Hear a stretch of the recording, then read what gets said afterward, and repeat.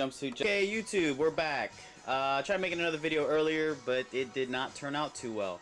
So I'm here making another one. I'm here to show you guys the inside guts of these games that I've got. First, we're going to start with the Capcom Mini Cute cabinet. As you can see, I've got the door open.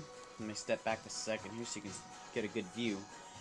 The inside has a bezel that you can rotate. You can see here it's kind of loose in here, and it pops off and you can turn it. See, it comes right off and you can turn it this way or this way for vertical games and what have you. Just put this baby back in there. But yeah, that's the inside of it right there. The door swings out. Now, even though it looks like it's pretty light, it's a very heavy cabinet. It really fooled the heck out of me when I was loading it up into the car.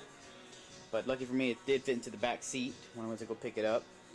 I stripped down all the paint and repainted it like a hot pink, more like a Pepto-Bismol pink.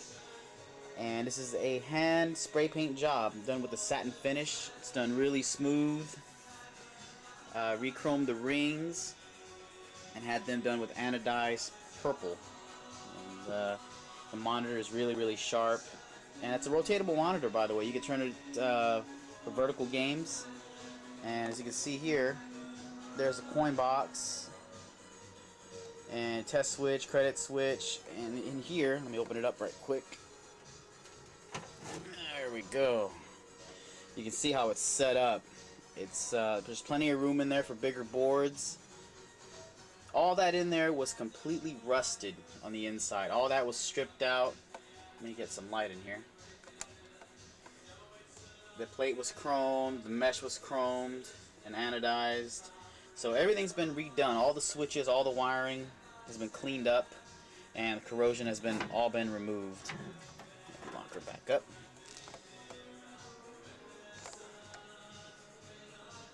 Alright. So yeah, that's pretty much it for that one.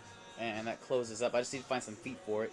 You can also see here that I replaced the speakers with some nice Pioneers. Really sound great.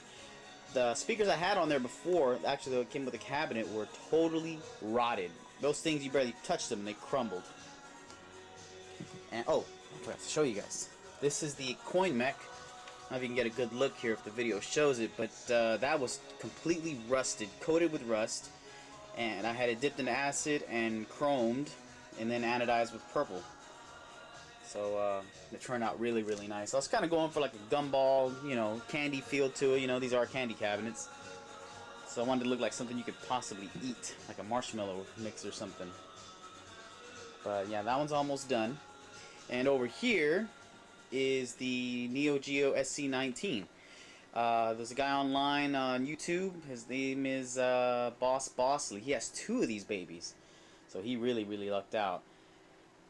This one has not let me down yet. I haven't done a cap kit to it yet, but the monitor looks really sharp. The hood is in great shape. The paint still looks sharp and bright, and just like his, you know, it's got the same setup. Let me open her up here. Voila. So yeah, there's hardly any rust or any corrosion in the inside, and it was well taken care of. I got this thing from Arcade Infinity. I don't know if I mentioned it before, but he shipped it really nicely.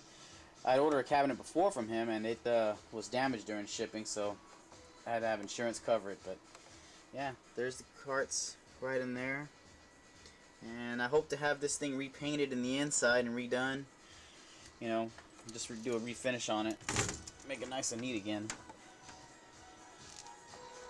So yeah. Oh, and over here is the Capcom Impress. Now this is probably one of my prized possessions here. This is where all the magic happens when we come to play. Friends come over and drop Street Fighter challenges. Only upgrades I've done are the buttons. It's sporting Seimitsu buttons, and I'm not a big fan of them, to tell you the truth. A lot of people swear by them, but for the feel of them, I'm gonna go back to Sanwa's buttons. They just feel a lot softer to me. These feel kind of cheap, but that's just preference. And as you can see, here's the insides. the way it's wired up. That's what I love about these Japanese cabinets, man. They're so easy to work on. So easy to replace parts. And I don't know if I mentioned it before, but playing on these cabinets, when you play on an American cabinet, it's kind of like you're driving a Mack truck.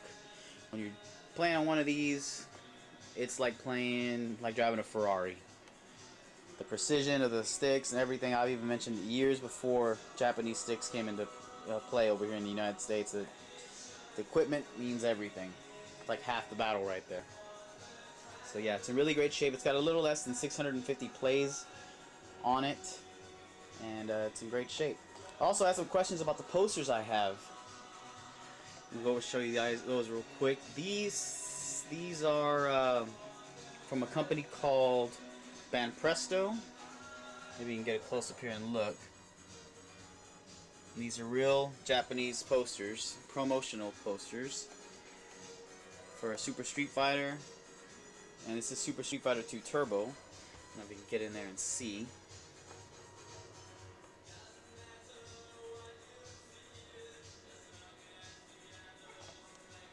I went and had these things laminated. With cats in the house and cat dander, I didn't want these things to get any more messed up than what they needed to, so I went ahead and had them laminated. And over here, you can see the other ones I've got. This one was a hookup from a buddy of mine named Jason Wilson. Goes by the name of Dream Theater. He's one of the greatest NES collectors I have ever known. You should check out his collection. Most of these posters are laminated. I know a lot of people out there who collect posters don't like to laminate, but I have pets, so it's kind of hard to keep these babies clean. And this one also is a Banpresto poster. That one and the Ken poster are my favorites. Oh, and someone asked about the Nintendo Power. There you go, man. Yep, it's kind of beat up. I've got 2 copies of this one. This one's just for show. Oh, and I got to thank Seth Killian for this T-shirt. He hooked me up with this. It's actually signed by the creator of Mega Man. Don't know his name off the top of my head, but oh, check that out. So, oh, and here's my little Nintendo shrine here. Got a couple of things on the side of it.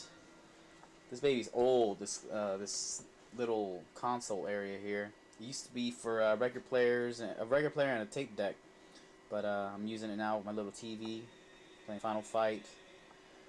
And now you see my NES.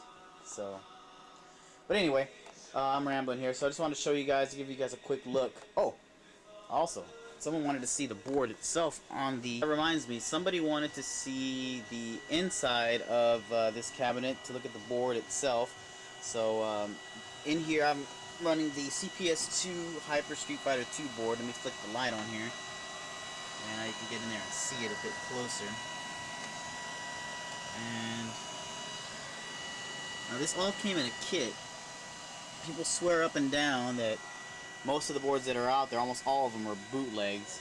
But I picked this one up from a friend of mine who ran a game room here in Houston. His name was Chris Wong.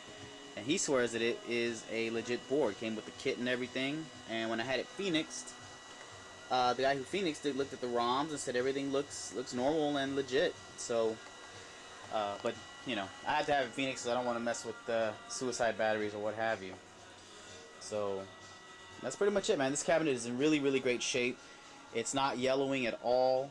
I keep it with waxed with McGuire's wax, to tell you the truth. Keeps it shiny, and it gives it a nice, coat protection on it. So if you have one of these cabinets, try to keep them in good shape because they do tend to yellow. I don't know what it is about the elements, but it does do that. So, and that's pretty much it, man. That's gonna wrap it up for the cabs. You guys have seen the insides of these things. So if you have any questions or anything, just give me a holler. And oh, say goodbye to my cat. Thanks a lot, guys. I'll talk to y'all later.